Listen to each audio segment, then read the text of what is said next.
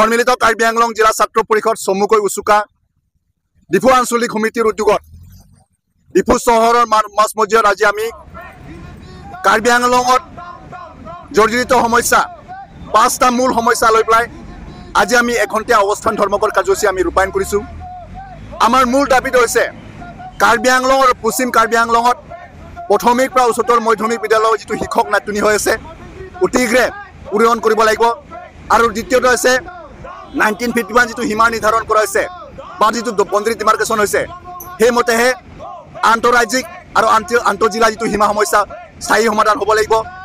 আৰু তৃতীয়টো হৈছে যে ডিফু চিকিৎসা মহাবিদ্যালয় তাত বিভিন্ন সমস্যাৰে জড়িত হৈছে, এই সমস্যাসমূহ স্থায়ী সমাধান কৰিব লাগিব।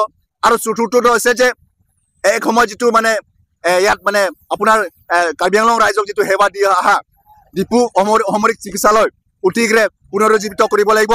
আৰু 5 নম্বৰটো হৈছে যে 2023 চনৰ যিটো মানে 6 শিডিউল টেট পতা যিটো6 শিডিউল টেট যিটো পতা হৈছে তাত উত্তীৰ্ণ হোৱা যিটো মানে যিটো পৰীক্ষাৰ্থীসকলক অতিশীঘ্ৰে তেখেতসকলক শিক্ষক নিযুক্তি দিব লাগে। এই 5টা মূল দাবী লৈ পেলাই আজি আমি এই এঘণ্টীয়া অৱস্থান ধৰ্মঘট কাৰ্যসূচী আমি ৰূপায়ণ কৰিছোঁ। আৰু আমি এছেগতে ক'ব বিচাৰিছোঁ যে এই সাহসীয় বিজেপি চৰকাৰ তেখেতসকলে সদায় কৈ থাকে সবকা সাথ সবকা বিকাশ সবকা বিশ্বাস বুলি তেখেতসকলক কৈছে।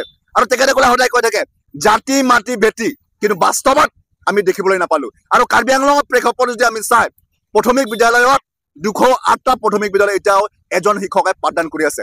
তাৰ বিপৰীতে উচ্চ মাধ্যমিক আৰু উচ্চতৰ মাধ্যমিক বিদ্যালয়ত 800ৰে অধিক এতিয়া শিক্ষক পদ এতিয়াও নাটনি হৈছে। যদি শিক্ষকে নাই তেতিয়াহ'লে এই কাৰ্বি আংলং যেতিয়া মানে উঠি অহা যিটো প্ৰজন্ম যিটো মানে সদায় এই সাহসীয় বিজেপি চৰকাৰ তেখেতসকলক কৈ থাকে যে গুণগত শিক্ষা যিটো কোৱালিটি এডুকেশ্যনৰ লগত তেখেতসকলে কৈ থাকে তেতিয়াহ'লে কেনেধৰণৰ যে মানে আপোনাৰ যে এই লক্ষ্যখিনি উপনীত হ'ব এইটো এটা মানে ডাঙৰ প্ৰশ্ন, বা এইটো মানে এটা চিন্তনীয় বিষয় হৈ পৰিছে।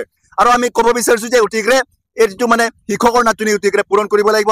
আৰু দ্বিতীয়টো কথাটো হৈছে যে 1951 যিটো সীমা নিৰ্ধাৰণ কৰা হৈছে 1951 আপোনাৰ যে কাৰ্বি আংলং জিলাত যেতিয়া মানে গঠন কৰা হৈছে আৰু তেতিয়াহে মানে আপোনাৰ 10,434 স্কুৱাৰ কিলোমিটাৰ মতেহে মানে 10,434 স্কুৱাৰ মানে যিটো ভৌগোলিক যিটো মানে মাটিকালি লৈ পাই মানে এই যিটো মানে 1951তে আপোনাৰ যে মানে এই জিলাখনত গঠন কৰা হৈছে। কিন্তু আমি সময়ে লক্ষ্য কৰিছোঁ যে আমাৰ চুবুৰীয়া যিটো ৰাজ্য বিশেষকৈ কাৰ্বি আংলং জিলাত আপোনাৰ নাগালেণ্ড যিটো আগ্ৰাখন, পশ্চিম কাৰ্বি আংলঙত আমাৰ চুবুৰীয়া ৰাজ্য মেঘালয় যিটো আগ্ৰাখন, যাৰ ফলত সীমান্ত এলেকা যিটো বসবাস কৰা তাত জনসাধাৰণে তেখেতসকলে সময়ে তেখেতসকলে যিটো ভয় ভাবুকি বা তেখেতে যিটো শংকিত হোৱা এই কথাবোৰ আমি বিভিন্ন সময়ত সংবাদ মাধ্যমে হওক সামাজিক মাধ্যমত আমি এইখিনি লক্ষ্য কৰিব পাইছোঁ বা আমি দেখিবলৈ পাইছোঁ।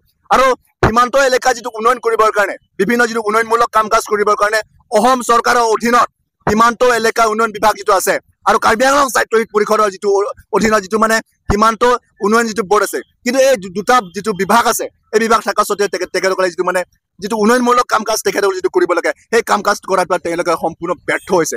সেয়েহে আজি প্ৰতিবাদী থালিৰ পৰা আমি ক'ব বিচাৰোঁ যে যিটো 1951 যিটো সীমা নিৰ্ধাৰণ কৰা হৈছে সেইমতে আন্তঃৰাজ্যিক আৰু আন্তঃজিলা যিটো সীমা সমস্যা অতিশীঘ্ৰে স্থায়ী সমাধান কৰিব।